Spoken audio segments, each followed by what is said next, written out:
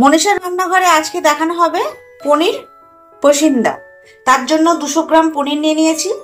এখানে মোটামুটি ধনেপাতা আছে বেশ অনেকটাই, কারণ এটা পুর হিসাবে লাগবে। একটা পাতিলেবু নিয়েছি, হয়তো এতটা লাগবে না, অর্ধেক লাগবে। 4 থেকে 5টা কাঁচা লঙ্কা নিয়েছি। এখানে 4 কোয়া নিয়েছি রসুন, যদি নিরামিষ দিনে করতে চান এটা কিন্তু স্কিপ করতে পারেন।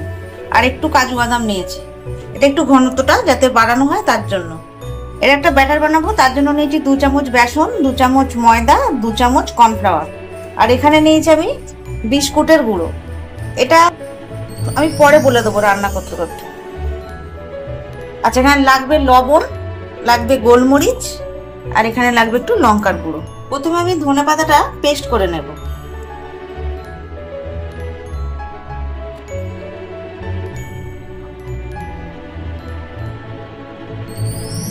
ধনেপাতাটা দিয়ে দিয়েছি, আর কিছু ডাঁটে আমি রেখে দিয়েছি, অতটা দিলাম না। আর এখানে ঝালটা অবশ্যই আপনাদের স্বাদ মতো, তবে এটা খুব একটা ঝাল নেই বলে আমি 4 থেকে 5টা দিলাম।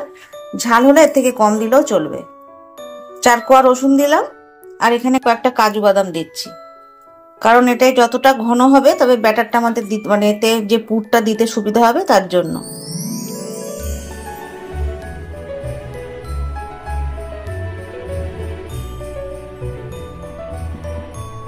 লঙ্কা, কাজু বাদাম, আর এখানে হচ্ছে রসুন দিয়েছি, ধনেপাতা দিয়েছি, আর একটু মানে পাতিলেবুর রস দেবো। যদি পাতিলেবুর রস না দিতে চান তাহলে তেঁতুলের পাল 2 চামচ দিয়ে দিতে পারেন। এখানে পাতিলেবুর রস ব্যবহার করছি, আপনারা তেঁতুলের পাল্পও দিতে পারেন, ঠিক 2 চামচ মতো। আচ্ছা, এর মধ্যে আমি স্বাদ মতো লবণটা দিয়ে দেবো।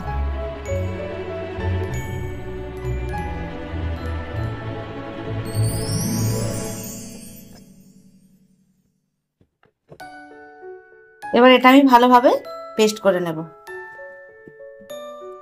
ধনেপাতাটা পেস্ট করা হয়ে গেছে, এর মধ্যে কিন্তু কোনো জল ব্যবহার করবেন না। জল ব্যবহার করলে কিন্তু এটা পাতলা হয়ে যাবে, তখন এটা আমাদের পুর হিসাবে দিতে অসুবিধা হবে। এটা আমি ঢালছি না, এর মধ্যেই থাক এখন। আচ্ছা, এবার পনিরটা আমাদের কেটে নিতে হবে। আমি এটা পাতলা পাতলা করে কেটে নেব। সব পনিরগুলো এইভাবে পাতলা করে আমি কেটে নিয়েছি, এই দেখুন।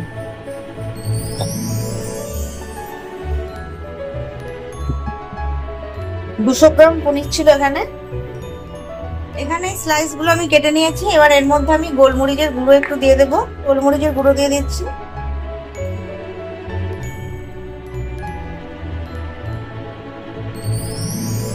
সামনে পুজো আসছে, আপনারা কিরম ধরনের রেসিপি দেখতে চান অবশ্যই কমেন্টস করে জানাবেন। উপর দিয়ে অল্প করে লবণ দিয়ে দেব।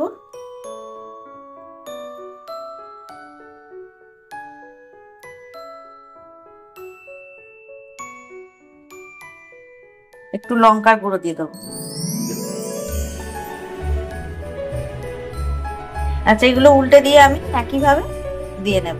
দুদিকেই সেম ভাবে আমি লঙ্কার গুঁড়ো, গোলমরিচ গুঁড়ো, লবণ দিয়ে নিয়েছি। যেহেতু হাতটা একটু আমার কেটে গেছে, যার জন্য আমার একটু মাখাতে অসুবিধা হচ্ছে, একটা আঙুল দিয়ে একটুখানি আমি সেগুলো ভালো করে মাখিয়ে নিচ্ছি। এবার আমি একটা এরকম স্লাইস হাতে নিয়ে, এই যেখানে পেস্টটা বানিয়ে রেখেছিলাম, আমি একটা অন্য পাত্রে আপনারা ঢেলে নেবেন, আমি আর ঢাললাম না। এইভাবে মধ্যখানে দিয়ে নেব। অবশ্যই লবণটা একটু চেক করে নেবেন।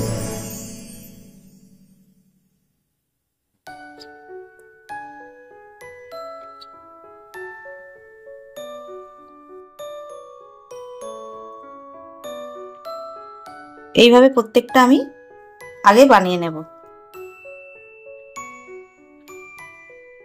সবগুলো আমি পুর ভরে নিয়েছি। এবার এখানে যে ব্যাটারটা বানাবো,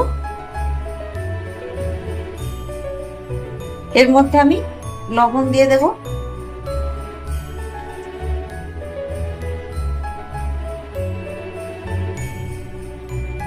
একটু গোলমরিচের গুঁড়ো দেব।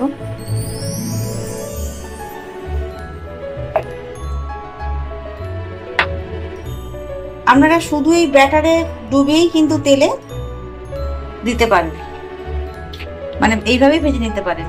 আমি কিন্তু ব্রেড ক্রামসের মধ্যে দেবো কেন, একটু মুচমুচে হওয়ার জন্য। আমরা যখন অনুষ্ঠান বাড়িতে পনির পাসিন্দা খাই তখন কিন্তু ওরা ব্রেড ক্রামসে দেয় না, ওরা শুধুই ব্যাটারে দিয়ে ভেজে নেয়। তাতে কি হবে, একটু ঠান্ডা হয়ে গেলেই নরম হয়ে যায়, ভালো লাগে না। আর ব্রেড ক্রামসের মধ্যে দিলে কি হয়, একটু মুচমুচে হয়, খেতে অনেকটা ভালো লাগে। যেহেতু আমরা ঘরে খাচ্ছি তাই একটু ভালো করেই খাবো। আর এই ব্যাটারটা খুব একটা কিন্তু পাতলা করা যাবে না, একটু ঘন করো। ব্যাটারটা বানানো হয়ে গেছে, আর ঘনত্বটা এইরকম হবে, খুব একটা পাতলাও না আবার খুব বেশি আঠালোও না। আর এখানে আমি বিস্কুট, নেরো বিস্কুটকে গুঁড়ো করে নিয়েছি। এর মধ্যে আমার অলরেডি হালকা করে গোলমরিচ গুঁড়ো দেওয়া আছে, আর মৌরি, জিরে আর ধনে আমি হালকাভাবে একটু মানে থেতো করে এর মধ্যে দিয়ে দিয়েছি। দেখতেও পাবেন আপনারা,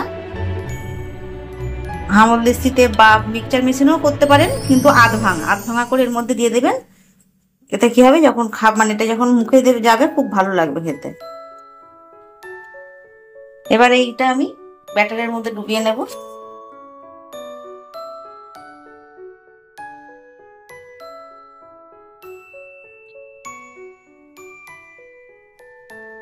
এটা হাত দিয়ে আপনারা অবশ্যই করবেন, আমি আগেও বলছি হাতটা একটু কেটে গেছে, যার জন্য আমি এইভাবে করতে হচ্ছে আমাকে।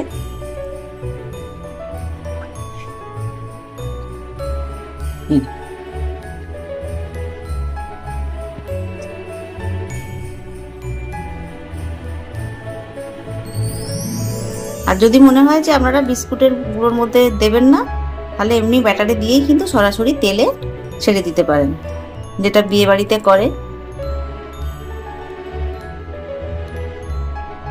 সেক্ষেত্রে একদম তাড়াতাড়ি খেয়ে নিতে হবে, আর কিন্তু নরম হয়ে যায়।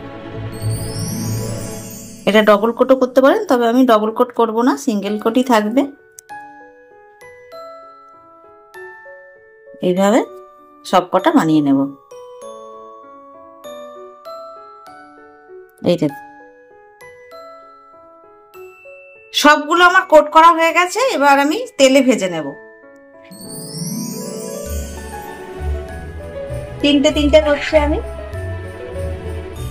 এটা ভাজতে বেশি সময় যাবে না। পনির পাসিন্দা আমাদের কিন্তু রেডি।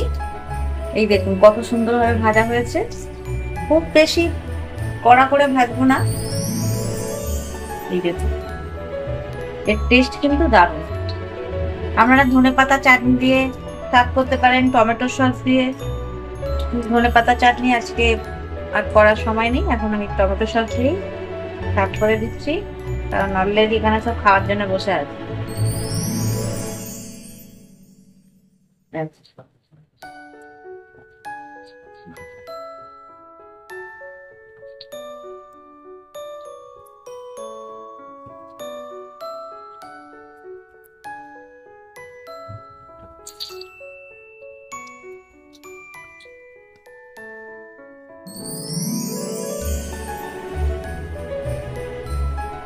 বাকি তিনটে আমি সেম প্রসেসে ভেজে নেব। তৈরি হয়ে গেছে পনির পাসিন্দা। এই রেসিপিটা যদি আপনাদের ভালো লাগে অবশ্যই বানিয়ে খাবেন। কেমন হয়েছে কমেন্টস করে জানাবেন, লাইক করবেন। অবশেষে বলি আমার এই চ্যানেলটা সাবস্ক্রাইব করবেন।